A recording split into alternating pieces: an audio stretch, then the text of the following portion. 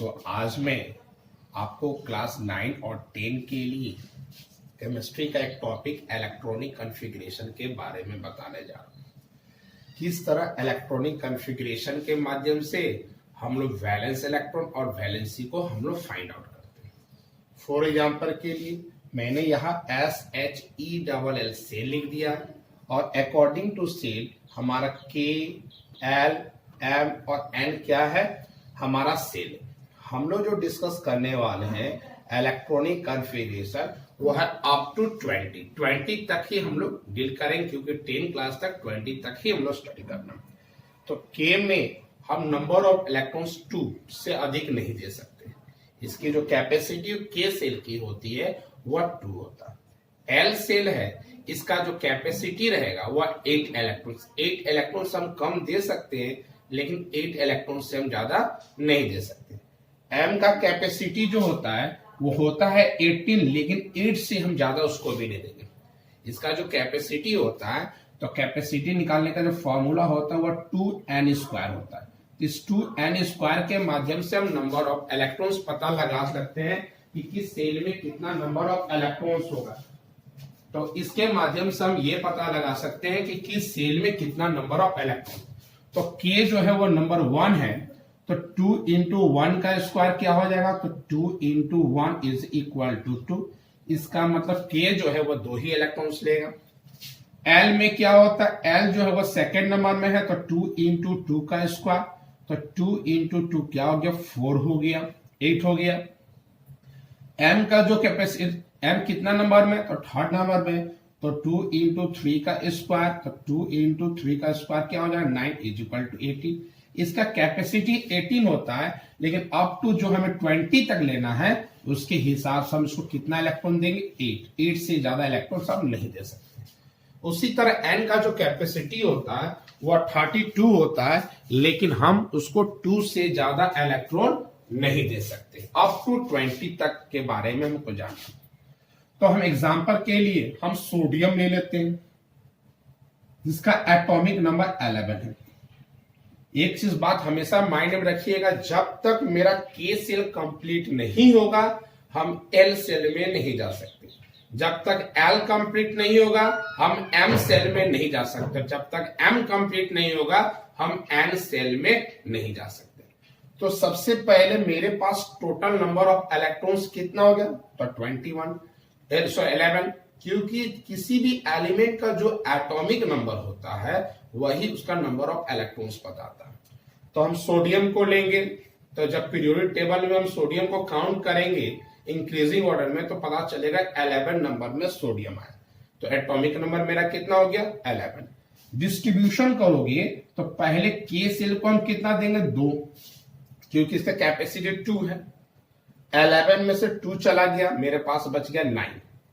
L का capacity कितना है, L मेरे पास 9 है, तो हम इसको 8 आराम से दे सकते हैं, ठीक ना। इसको 2 दिए, मेरे पास 9 बचा, 9 है लेकिन इसका कैपेसिटी कितना, 8, तो इसको 8 दे। जब तक ये कंप्लीट नहीं होगा हम ऐसा नहीं कि मेरे पास 9 है इसको 4 दे दिया और इसको 5, नहीं, तो गलत हो जाएगा। कब तक हम, जब तक L कंप्लीट नहीं होगा M में हम नहीं जा सकते। तो 8 और 2 10 हो गया, मेरे पास 11 इलेक्ट्रॉन था, मैंने 10 इलेक्ट्रॉन्स को डिस्ट्रीब्यूट कर दिया, अब मेरे पास 1 इलेक्ट्रॉन लेफ्ट हो गया। तो ये 1 इलेक्ट्रॉन हम इसको दे देंगे, तो ये मेरा आपका सोडियम का इलेक्ट्रॉनिक कॉन्फ़िगरेशन हो गया। आप देखो K कंप्लीट है, जब K कंप्लीट हुआ तो L में गया, L कंप्लीट है, जब L कंप्लीट हुआ तो M में गया। तो आप काउंट कर 2, 8, 10 और 1 11 या हो गया। चलो हम ले लेते हैं एक ऑक्सीजन, जिसका एटॉमिक नंबर जो है वह 8 है। तो इस कंडीशन में सबसे पहले क्या करेंगे, K सेल, तो K सेल को कंप्लीट करेंगे तो 2 ले लेगा। अब मेरे पास कितना बच गया, तो 6 बच गया, 8 में से 2 चला गया, 6 बच गया। L में कैपेसिटी कितना है, 8, लेकिन मेरे पास कितना है, 6। तो आप कम दे सकते हो, अधिक नहीं दे सकते हो।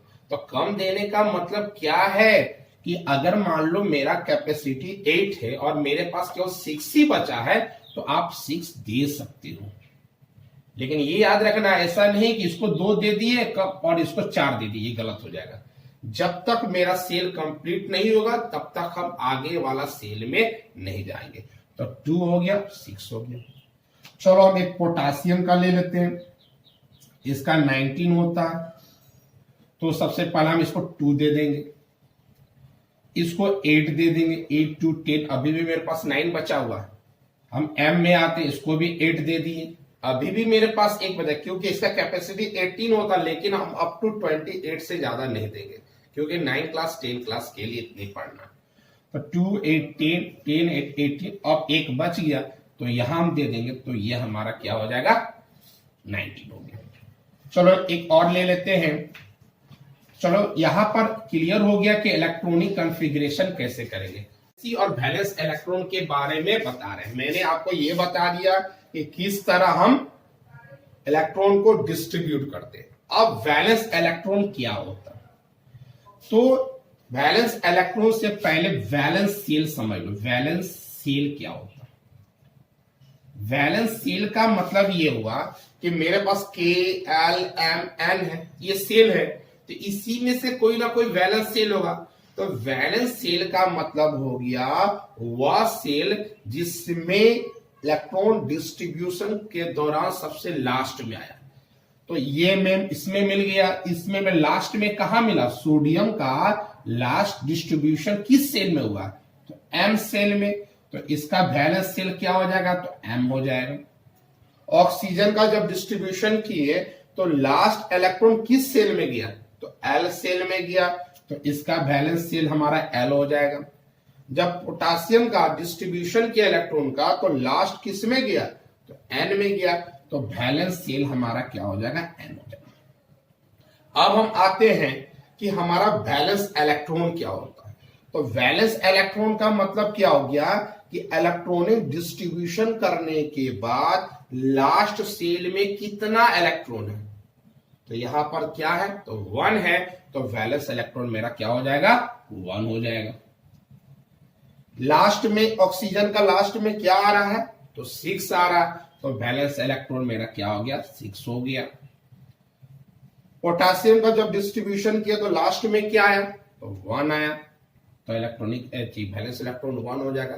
तो याद रखना, वैलेंस इलेक्ट्रॉन 1 लास्ट में रहेगा तो 1 लिखेंगे, लास्ट में 2 रहेगा तो 2 लिखेंगे, 3 रहेगा तो 3 लिखेंगे, 4 रहेगा तो 4 लिखेंगे, 5 रहेगा तो 5 लिखेंगे, 6 रहेगा तो 6 लिखेंगे, 7 रहेगा तो 7 लिखेंगे, और लास्ट में वैलेंस इलेक्ट्रॉन 8 रहेगा तो 8 लिखेंगे। 8 से ज्यादा वैलेंस इलेक्ट्रॉन आपको नहीं जानना है, अप टू 20।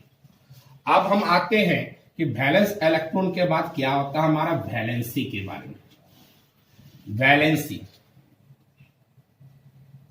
वैलेंसी में क्या करना है आपको, वैलेंसी फाइंड आउट करने के लिए क्या तरीका है। अगर आउटर मोस्ट में अगर 1 2 3 और 4 रहेगा, अगर आउटर मोस्ट में 1 2 3 4 रहेगा, तो वैलेंसी 1 का 1 हो जाएगा, 2 का 2 हो जाएगा, 3 का 3 हो जाएगा, 4 का 4 हो जाएगा।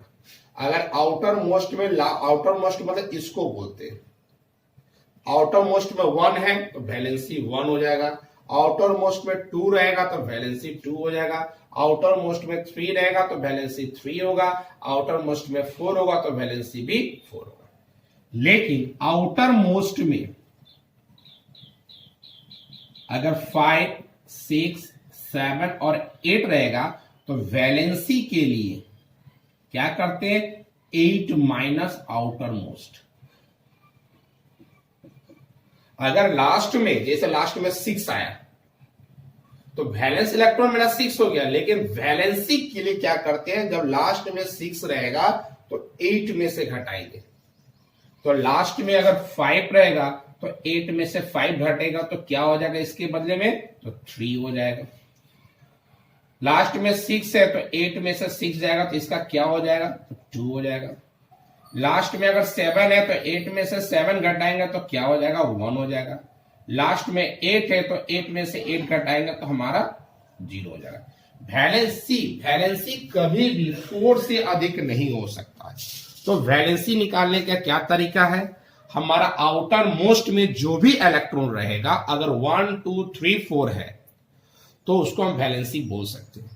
लेकिन आउटर मोस्ट में 5 6 7 8 है तो वैलेंसी निकालने के लिए हम लोग 8 से आउटर मोस्ट को घटा देते हैं। अगर लास्ट में 5 है तो 8 - 5 3 हो गया, लास्ट में अगर 6 है तो 8 - 6 2 हो जाएगा, लास्ट में 7 है तो 8 - 7 क्या 1 हो जाएगा, और लास्ट में 8 रहेगा तो 8 - 8 क्या हो जाएगा 0।